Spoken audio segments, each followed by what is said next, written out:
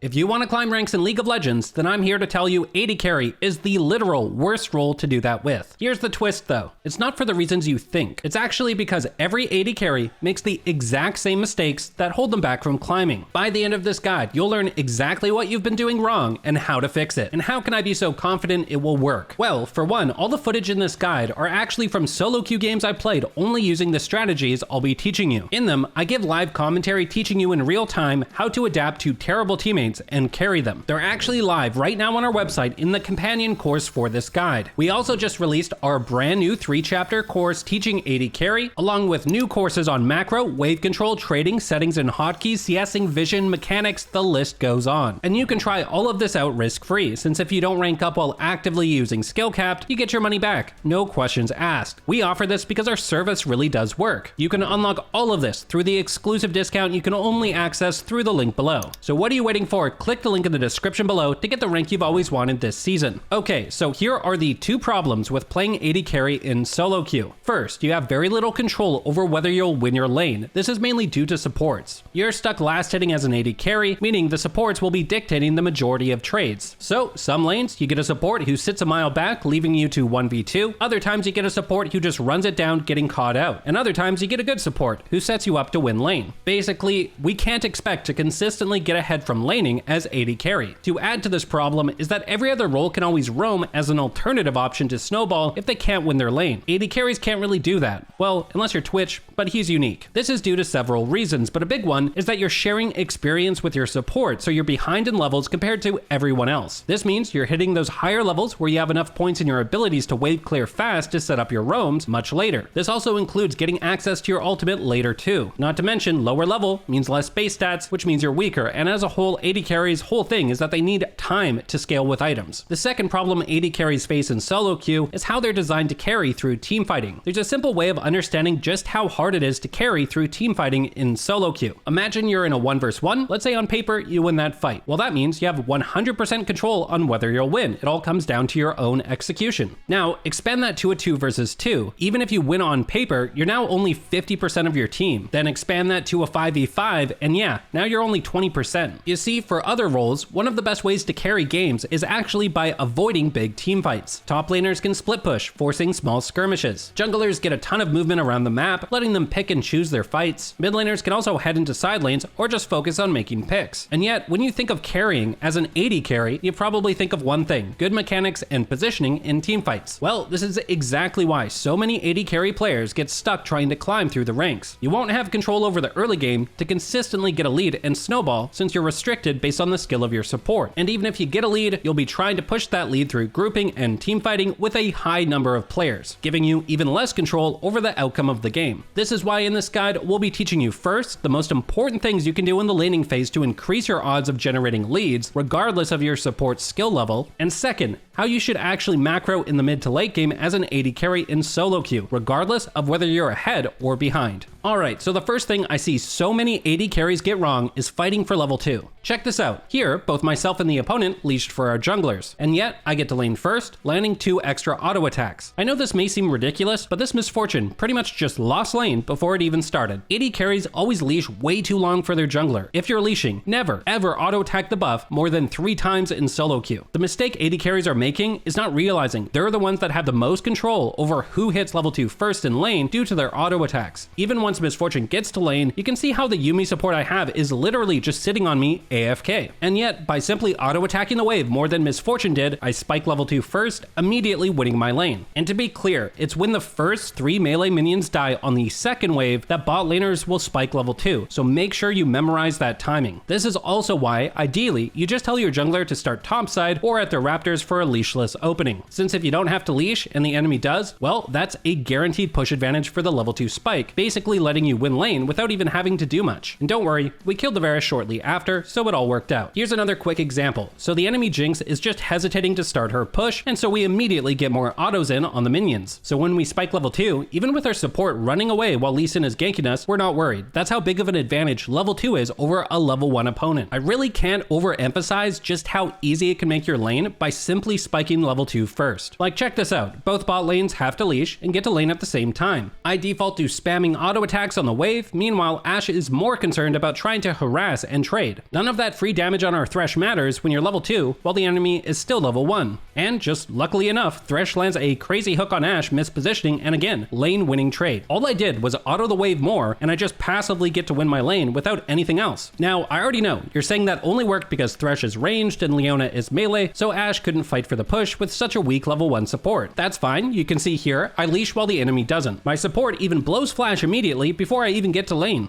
In spots where you can't get the push lead, you just stop damaging the wave. You want to actually let them push as fast as possible so you minimize the amount of time they're level 2 while you're level 1, while also trying to get the wave closer to your tower to keep you safer while you're down a level. This will then let the wave crash into your tower faster, letting you equalize in levels faster and start being able to fight back. Now, there's only one other level up timing that will consistently win you your lane, and surprisingly, it's not spiking level 3. I rarely see that actually do much. Instead, it's the level 6 timing. The reason why this catches everyone off guard is that since you share XP in bot lane, when kills happen, supports roam, etc., the experience can end up fluctuating in unexpected ways where suddenly one person hits 6 much earlier. In essence, it's just hard to track. That's why the tip here isn't about tracking the enemy's level 6, literally just track your own level 6 timing, as so many AD carries leave free kills on the table not doing this. Here, I'm level 5 to Miss Fortune's level 6. Obviously, I don't want to engage down a level, but I know that once the siege minion dies, I'll spike 6. And knowing that Kai'Sa ult can be a great counter to Miss Fortune's ult, I position aggressively to get ready to go in off that minion. And you can see how Miss Fortune is completely caught off guard as she's moving forward as I spike 6. Just by tracking my level 6 timing, I'm able to get myself a double kill. This is the same game where I got a level 2 timing on them. Like, this entire laning phase was decided only by these 2 level up timings. They're that powerful. The next mistake you're making in lane that you have to fix is trying to force any kind of trade. As an AD carry, you really just want to be reacting to what supports are doing instead of trying to initiate things. There's something called the triangle formation in bot lane trading. It's also known as parallel positioning. You may have heard it before. It essentially means you always want to be perpendicular to your support, where both of you can trade on one target together. This basically forms a triangle, hence the name. It sounds complicated, but in practice, it's mainly just sitting back, waiting for the enemy AD carry to mess this up. For example, here, notice how Varus and Karma are together. Basically, they have that triangle formation, so I'm just playing safe. Then, Carmen suddenly runs off to ward, and Varus doesn't respect this and moves forward. At the same time, I notice my support is moving up. Great, as long as I initiate a trade here with my support, we're in triangle formation and the enemy isn't. You can even see how I'm backing out of this trade, as my support essentially left me while their support is moving forward. If we pause here, this is all good enough. With this simple concept, we got a lane winning trade. Luckily for us, Zyra lands a max range snare, and so we're even able to turn it into a kill. Here's an incredibly stupid example, but honestly, once you know this concept, your laning phases often look like this. So here, I'm laning with Yuumi. That makes the triangle formation pretty simple since she's literally on top of me. So I can just kind of chill, wait for the enemy support to move away from their AD carry, and then when their AD carry mispositions, it's literally a free kill. Now, I wanted to first teach this positioning mistake because it lets you exploit the next mistake. So you know how in lane, you often have utterly useless supports who get caught out and die for free? Well, here's how you can abuse this. You see, when all things are equal, you rarely want to ever focus the enemy support over the AD carry. Check this out. I see my support moving up to go aggressive, not exactly a good idea with the wave pushing into us. So I wait near her to form a triangle formation, and when the enemy bot lane all-ins, I make sure to focus the enemy AD carry during this time. This allows you to then trade your support's death for the enemy AD carry's death. This is hugely advantageous for you, since supports don't need to farm minions to be strong, AD carries do. This is a mistake that loses AD carries their lane all the time. For example, here, laning as usual, what do you know? My support Senna gets caught out. No worries, just don't make the mistake of focusing the support. Focus the AD carry, and now all of a sudden we trade kills, but I'm massively ahead since Kog'Maw will lose this huge wave while he's dead. So those are the primary trading mistakes in lane that if you fix, will put you miles ahead of the opponent. Focus on those level 2 and level 6 all-ins. Be aware of the triangle formation, mainly just trying to punish enemy AD carries when they aren't in theirs, and when all-ins happen, try to focus the enemy AD carry. This is especially powerful if the enemy all-ins your support. Now, for wave control mistakes that ADCs make, there's really only 2 big ones you need to fix. First, when you have a ranged support, pushing is the name of the game. You really don't have to overthink it. By pushing, you make it incredibly easy for your ranged support to land harass while the enemy is trying to focus on last hitting and is pinned to the tower. On the other hand, freezing is more of the exception. You only do this when you're confident you can kill your opponent or win a trade if you fight them, since freezing will force them to move up the lane and it sets up an engage for you. For example, here, Miss Fortune made a variation of the mistake we covered earlier about focusing supports. She's trading health with a support. So now that I have a big advantage, I just freeze the wave, forcing her to move up to last it, setting me up to run her down the lane for an easy all-in. This is also important to do if you're stronger than the opponent and have a melee support. They need you to freeze the wave so they can actually engage on the enemy while they're outside the safety of their tower. And there you go, those are the big mistakes. Apply everything we just taught you and you'll massively boost your odds of coming out of laning phase with a big lead. And of course, if you want to learn more about how you can stomp lane as an AD carry, then I highly recommend taking our new course on our website, as there's only so much I can cover in one guide. You can check it out with the discount link below. Alright, so now let's talk about our strategy once the laning phase ends. The typical macro strategy in pro play and high elo games involves the following. Right around the 13-minute mark, you look to swap your bot lane with your mid lane. This way you have 2 players on the center of the map. At the same time, the support has access to wards at this point, so can start getting vision around the top side of the map. This is important because the Rift Herald spawns at 14 minutes, the next objective that can be taken. This scenario will rarely happen in low to mid elo solo queue, so we're going to be tossing that idea out the window. Instead, our goal as an AD carry is actually going to be to split push. Well, really, we'll just be pushing empty lanes, but I'll get into that more later. For now, let me show you why we have to use this strategy as an AD carry in solo queue. So, in this game, I'm playing Jinx. It's 13 minutes into the game, I recall and head to mid just like the pros do. Also, if you're confused, yes, that's a Draven jungle. That's how you know this is solo queue. Anyways, my support is coming along, and Malphite heads bot. Wow, this is starting to look like an actual pro game, minus the Draven jungle. So, let's see what happens with this optimal macro. Well, our support gets caught out and dies. We randomly get a free kill on the enemy support, but overall, not really much. We're just farming waves doing a whole lot of nothing. Your games probably look a lot like this. Not to mention, it's not like our jungler is using the bot lane swap to take the Rift Herald. So, as soon as my Malphite mid recalls, well, I'm off to the side lane to implement the strategy you're about to learn. Okay, so here's why side laning as an AD carry is so effective in solo queue. Here I'm playing Kai'Sa, and I start pushing top. I get 2 waves before I'm at a tower and start to damage it. The enemy AD carry arrives to defend, so we back off. Now, check this out. Right after, I push the next wave, and oh, where did Caitlyn go? Mid lane. Well, that's another wave for us, along with the tower. This is part of why this strategy works so well on AD carry. We're basically designed to destroy towers fast. We get another minion wave after, and then as we back out, we steal a Gromp. Now, each minion wave past 15 minutes is worth 150 gold on average. After Caitlyn left, we got 1, 2, 3 waves, that's 450 gold. We then got 700 gold. Yes, you heard that right. That's how much inner side lane turrets are worth. And a Gromp, that's 80 gold. So we got 1,230 gold from this play. That's the equivalent of 4 kills. Now, I know what you're thinking. Yeah, but when I try this, my teammates just end up dying when I'm not there. Well, that's fine. You'll actually still come out ahead. Let me explain. You can see how the enemy team killed our Diana, Garen, and Lux. However, and this is so important, this gold is always going to be spread out amongst the team in some way. Caitlyn got 1 kill, Corki got 1 kill, and Echo got 1 kill. When you factor in assists, that means each of them gained 450 gold each. Not to mention, when you're grouped, you're splitting the golden XP from minions with your teammates. This is why this strategy works. Even if the worst case scenario happens and your whole team dies, you'll still come out ahead, because that golden XP is being split amongst the enemy team while you're funneling all that golden XP on yourself. It's important that you understand that gold scales extremely well due to how items synergize with each other, and this is amplified massively on the AD carry role. An easier way of understanding this is just imagining one person with 5 completed items and boots versus 5 players with boots and 1 completed item each. That one player is going to be a raid boss and just wipe the entire enemy team. And keep in mind, we just covered the worst case scenario. It's not like your entire team will die every time, but when they do, you'll still come out ahead. Let me show you a more realistic average scenario. So I leave base and head towards bot. I take the Krug camp along the way. In the meantime, my team's fighting mid. In this case, they win it. I then get 1 wave bot. I take the enemy Gromp after, in between waves. My team randomly wins a fight topside. I then take a 2nd wave bot. Now, we see 2 of our teammates die, naturally,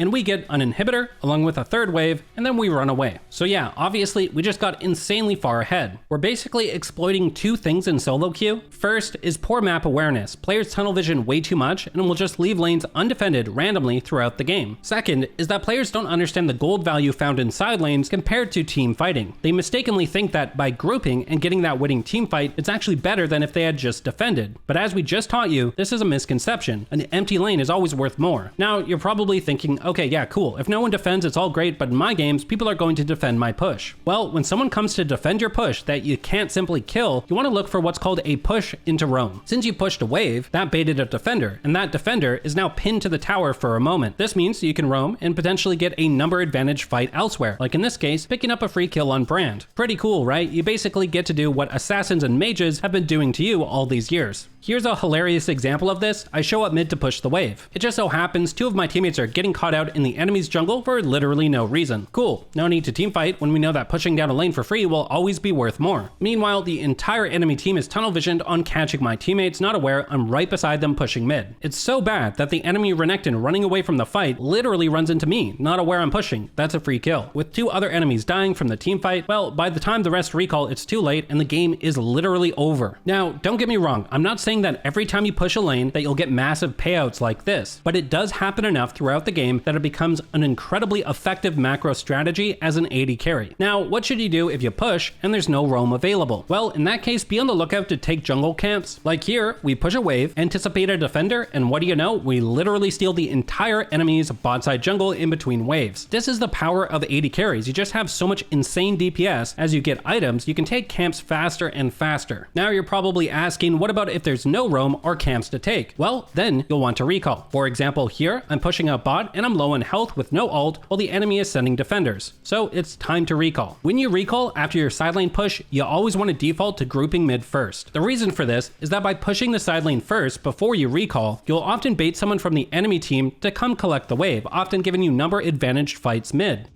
Now, don't get me wrong, sometimes you won't get those number advantage fights in mid lane. For example, here I come out of base, head to mid, but the enemy Malzahar already caught the wave bot, then immediately grouped mid. My jungler is off the map, and so Akali's forcing a 3v4. Not good. I then see Renekton rotating down, and yeah, this is not a number advantage fight for us. It's actually a number advantage fight for the enemy, but that's no big deal. You just want to head down to bot lane to begin your push again. Basically, the whole reason we group mid is that sometimes you'll get a free winning fight, and if you don't, you just head to the side lane anyways. Alright, now let's talk about fighting in that side lane. You'll essentially have 3 outcomes when someone comes to defend and you decide to fight them. First is when they're weaker than you, but don't realize it and fight you anyways. For example, here, Cho'Gath teleports in to defend my push, and naturally, expecting me to be an underleveled, underfarmed AD carry, tries to 1v1 me. But with this strategy, you're often the highest level in the game with the most gold. An easy way to evaluate whether you should take fights against defenders is just checking items and levels. If you are ever equal or ahead in items and levels, then I recommend you take the fight. This is because if you're ahead, obviously you'll easily win, like in the case with the Cho'Gath, and these kinds of free kills happen a lot in solo queue. Now, if you're even or even slightly behind, the next outcome is the push into trade. For example, here I'm pushing, you can see me hitting tab and checking items and levels. I spot the enemy Annie coming down to collapse on me, so I'm 1 level behind Annie, but I'm also 1 item ahead. Obviously, the matchup itself is going to be tough because burst champions like Annie are kind of designed to counter squishy AD carries, especially at this point before I scale with a ton of items. In these spots, I still recommend you fight, mainly because you need to limit test and actually learn what matchups you'll win at what point and get a feel for your champion's strength. But also because if you still trade 1 for 1, it's a super valuable play for you as you'll have pushed a wave to the tower. The fact that the enemy that was sent to defend died means they'll bleed out all these minions as it rebounds back to you, not only putting you ahead, but if they then send someone else to pick up the farm, well, that's 2 enemies off the map for your 1 death, another win. And this leads to our next income, which is basically just Inting, but with good intentions. So for example, in this game, the enemy Kassadin is fed, and Kassadin is a pretty tough matchup for most AD carries. And yet, you're gonna see me go into a side lane against him, get baited into thinking he roamed or recalled, and quickly gray screen. Here's the thing, notice how as I die, my team gets a winning fight topside. The reason why Inting like this can work is that when someone is sent to defend you that is stronger, well, that almost always means that if you had grouped to teamfight and they did too, well, they'll always have more of an impact in that fight. So by dragging a fed enemy into the side lane, it pulls them away from objectives and team fights, giving your team a way back into the game. At the same time, you'll see once I respawn and head to push again, Kassadin groups mid to teamfight instead. Cool, that means we now get a ton of free farm in the side lane, which then immediately forces Kassadin back bot, preventing him from being able to do something after he won that teamfight. We recall and we're back into the side lane again, pulling Kassadin. You can start to see how I'm starting to get strong enough to potentially win the fight and outplay him. In this case, I even pull Lee Sin and Lux too. This is really good. It delays the game as the enemy isn't able to take much off the map with their lead, as they're constantly being delayed by having to go bot and deal with me. And naturally, once I respawn, back bot we go, putting down pressure. Kassadin, the most fed enemy, matches us, and again, we nearly kill him, we keep getting stronger. Meanwhile, we lured Kassadin bot, put him low so he has to recall, and jinx bot side. This not only, again, delays the game, but gives our teammates a number advantage that actually results in 2 kills topside, into then getting a pick on the Kassadin. It's basically like an invisible passive buff you're going to give your teammates to increase the odds of them winning fights. By continuing to delay the game this way and get ourselves farmed, it inevitably leads us into just being a terrifying threat in the side lane, being able to now kill pretty much any defender. And often what happens is that the enemy just gets so frustrated not knowing how to end the game, they start forcing fights, like this Kassadin. And one misstep in the late game means long death timers, and that means an end to the game. I should mention, the reason why delaying the game like this is so effective is due to the concept of gold inflation. In League, having early gold leads are much more impactful because they represent a larger percentage of the total gold in the game. For example, if someone has 6k gold and you have 3k gold or a 3k gold lead on you at 10 minutes, well, that means they're 100% more powerful than you in terms of items. But if that same person has a 3k gold advantage at 25 minutes when you have 13k gold and they have 16k gold, well, now they're only around 16% more powerful than you. And it goes without saying, when everyone is full build, then gold leads don't even matter at that point, as you can't convert that extra gold into items. Long story short, when you're behind early on, just by delaying the game, even if you don't shorten that gold lead, or even if that gold lead gets worse, it's still an improvement due to how gold inflation works. And speaking of which, this is why, as the game gets later and later, it becomes increasingly more okay for you to team fight. This is especially true once you're full build, as any gold gained from pushing lanes can't actually be converted into anything. Usually this will happen around 30 minutes. For example, here I'm playing Kai'Sa, I'm full build, and Elder Dragon is spawning. We already have top and Hib, and I'm just trying to push mid waves to help set up for the dragon. The enemy starts collapsing, and I just play safe knowing I have two options. I can either rush down mid if they have no defender and try to end the game while they teamfight, or I can choose to teamfight around dragon. I basically just float between these two plays until I see an easy pick onto Graves that will guarantee we win the fight. And so that's an easy end to the game by teamfighting. Basically, I don't want you guys to think you have to be pushing a lane the entire game. If you see good teamfights, it can still be okay to take them, typically later on, once you've gotten 3 or 4 items as gold inflation starts kicking in. Now, if you found this guide helpful, then you'll absolutely love our hyper improvement service at skillcap.com. How can I be so sure? Well, what you just watched is actually one of our brand new AD carry courses. Well, you are missing the 7 live commentaries. That's over 2.5 hours of additional content where I walk you through how to apply everything you just learned in solo queue games with terrible teammates. You're also missing our brand new 3-chapter course teaching AD carry, along with new courses on macro, wave control, trading, settings and hotkeys, CSing, vision, mechanics, the list goes on. And you get to try all of this out completely risk-free, since if you don't rank up while actively using SkillCapped, you'll get your money back, no questions asked. We offer this because our service really does work. You can unlock all of this through the exclusive discount you can only access through the link below. So what are you waiting for? Click the link in the description below to get the rank you've always wanted this season. Alright, and that will do it for this one. We here at SkillCapped want to thank you for watching, and we'll catch you in the next one.